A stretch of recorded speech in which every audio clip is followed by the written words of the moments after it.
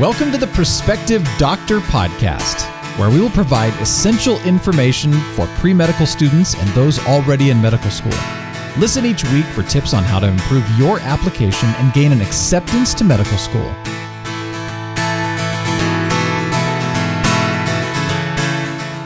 Hello, my name is Ben Robison. I'm an advisor with Med School Coach. Today I'd like to talk about a strategic approach to the interview process. I often hear students talk about wanting to get the right answer, particularly in the MMI, but in general, there's a sense that you want to do things right. You don't want to be incorrect or wrong or set off flags, and you want to ensure that schools think you are a good fit.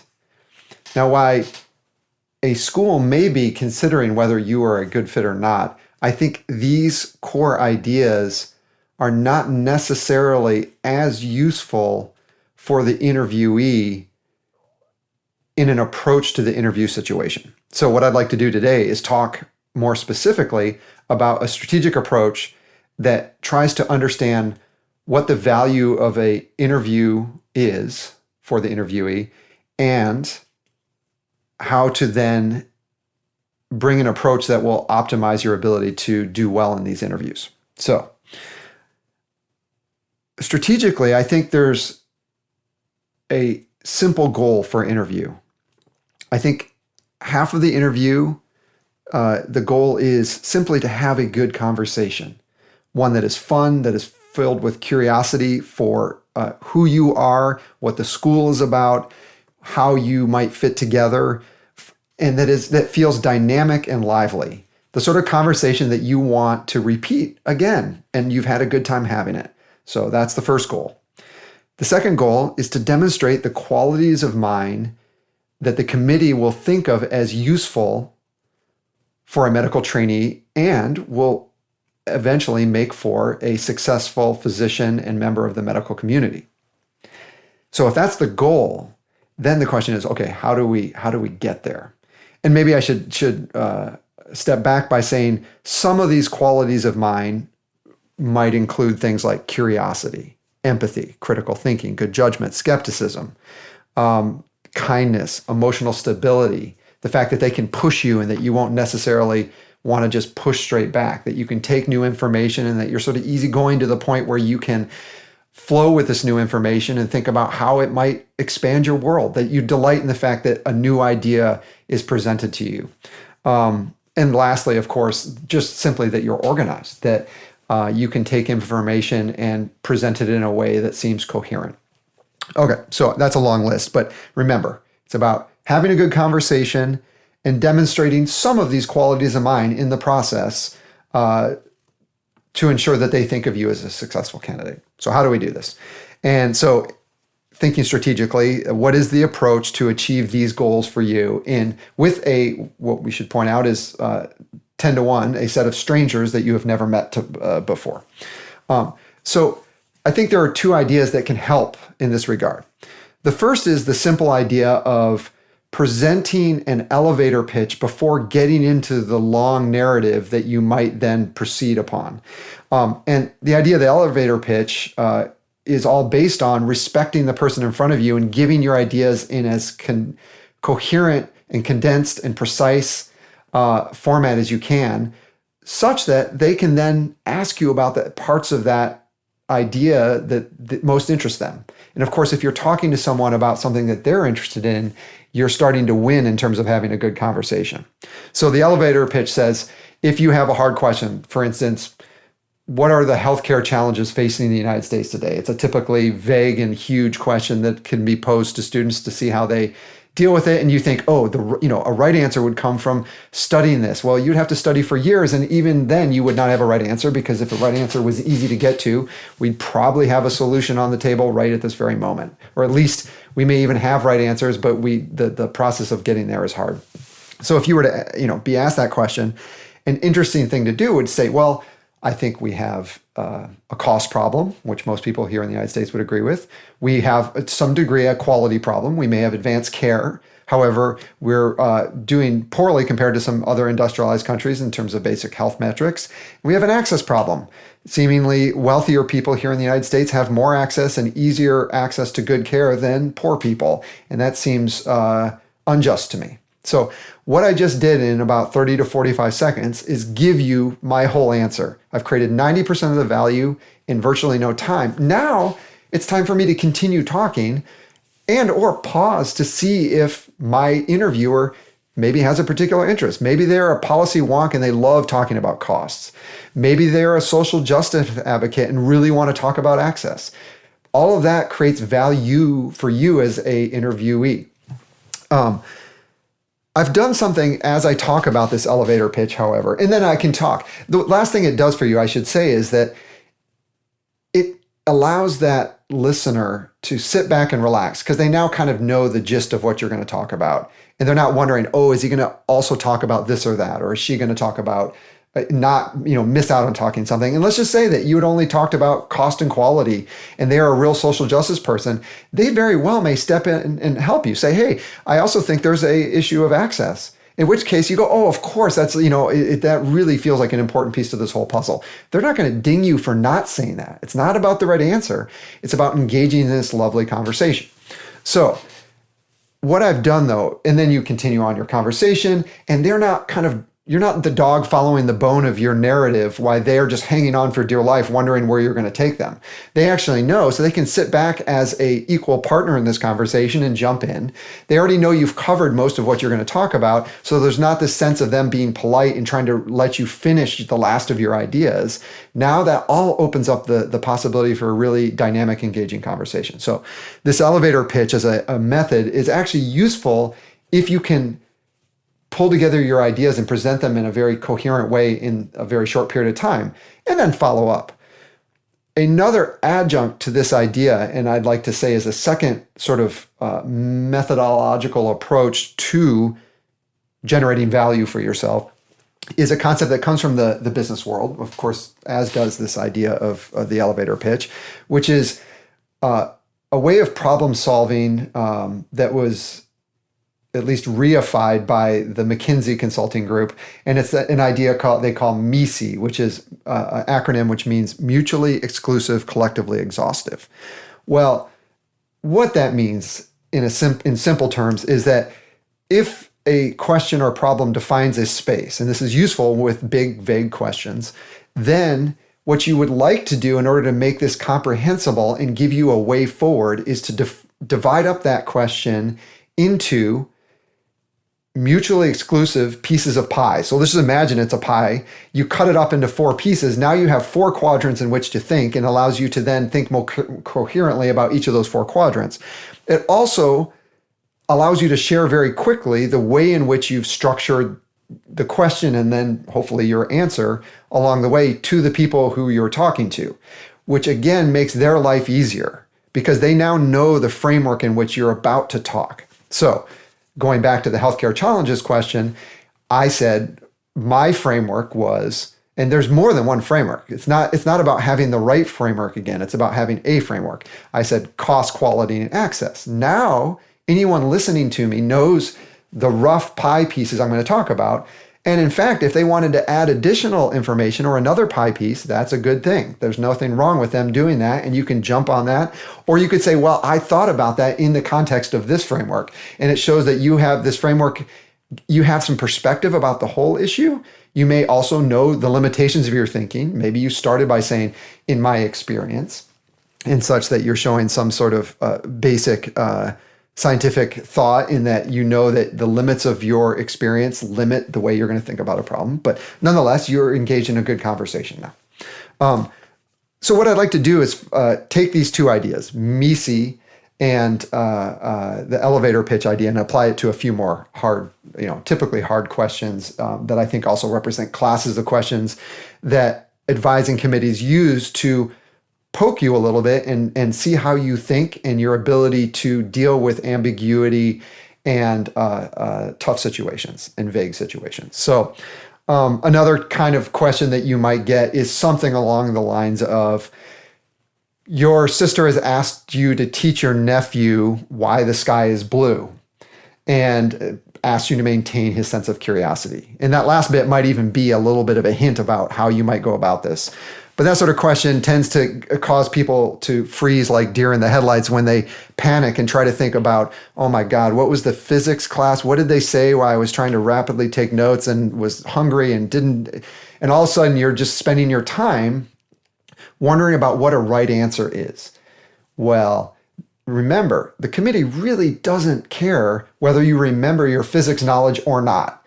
Is that relevant to your patient care down the road? Well, maybe yes, maybe no. I would say in this case, probably not. However, what they are interested in is how you can think about this in a way that creates value. Or I should say, from your perspective, you could look at this question and say, okay, strategically, what can I do to create a good conversation and demonstrate some of these qualities of mine? And this is where those goals become really valuable. And then how can I organize that material, which is the approach I talked about. So why is the sky blue? Well, look, I can demonstrate empathy. I can try to engage little Timmy, my nephew, in something that will inspire him to think like a scientist. I can teach him about the scientific method. No, now I'm creating value for little Timmy. And show that I'm a good teacher. I can demonstrate some knowledge about what a good teacher is. Maybe I don't just talk at him for 30 minutes because I actually know everything about physics and the biology of perception. And instead, what I'm really going to do is engage him in a way that causes him to ask questions.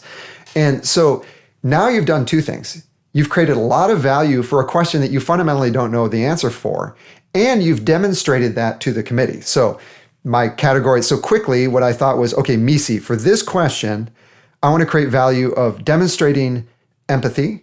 I want to show that I can be a good teacher, and I want to teach something about the scientific method. So then you go into a room and say, hi, Timmy, so excited you're asking this question. Let's talk a little bit. You know what? I don't know the answer. Now you're demonstrating humility. But I tell you what, there's a great opportunity for us to go on a great adventure together and discover what the answer is. Would you like to do that? Now you're showing empathy for Timmy. You're showing engagement and delight in discovery, all qualities, as you might imagine, useful for being a doctor and for being a scientist. So this shows how this methodology, and I've presented very quickly, now I have to give a caveat. In these sort of role-playing situations, there's oftentimes you're not going to show your sort of elevator pitch right up front. That said, however, nonetheless, in thinking through it that way, I've created a lot of that value very quickly with little Timmy and demonstrated to the community such that if Timmy takes me on a ride and I never get to everything I wanted to do, you will have said it right up front. And that's one of the big values of having this sort of approach, is that you can actually create 90% of the value for you in these question scenarios within a minute. And then it's all icing. You're actually then spending most of your time demonstrating how good of a conversation, and you're relaxed because you've already demonstrated the win for yourself and for the committee right up front. So let me take one more kind of hard, more from the traditional interview example, which is, tell me about yourself. And oftentimes this question is asked and then students go running towards the question they expected to hear, which is, why did you want to become a doctor? And that shows, A, that you're not really listening if you answer question 2 when they in fact asked you, tell us about yourself. Or maybe a way to re-ask that question or rephrase that question would be, tell us what makes you you, what makes you different, what makes you unique. What would your friends say about you? All variations on this question. So what could you do? Say, look, I grew up in a family of scientists and game players, and from day one, they inculcated in me some sort of deep curiosity about how the world works, and they always gave me positive feedback when I asked hard questions or when I asked questions at all. And then they wanted to inspire in me the desire to go after those questions with their support, but at least with my own agency and my own desire to move forward and find out what the answers to these questions were. So first of all, I'm a deeply curious person for those reasons. Secondly, I'm a maker. I love tinkering. I like building things. If I get an idea, it's hard for me not want to see it in the real world and not build it out. Lastly, I have a fascination with expertise and progress. And whether it's my own in learning a new field or a new hobby like climbing, or others helping them develop their own expertise, that is something that really drives me. To step back, where that comes from is, I think, early on, I was given a really wide latitude to take on new things. And I quickly learned that the things I learned in one area were useful in another. Okay, so now you've seen me move on. But within the first minute, I said, I'm curious, I'm a maker, and I like expertise. So now the people listening to me, well, you at this moment, but the interviewers listening to you as the interviewee, have a roadmap for what you're going to talk about. And it really sets everyone at ease in a way, because now you're going to talk about it at length, and you're not going to run up against some clock, metaphorical clock, but actually a real one that's probably, X minutes long. But you've created all this value right up front, and then you get to follow up on it. They get to interrupt you and go on a long, discourse about some sub aspect of what you're talking about, and no one worries that they didn't get to cover what you wanted to cover. So, to kind of pull this full circle, I'd like to say the value of this sort of approach that is often applicable, I think you have to think about where you're going to use it, is that you can create a ton of value right up front in the conversation. You can put everyone at ease.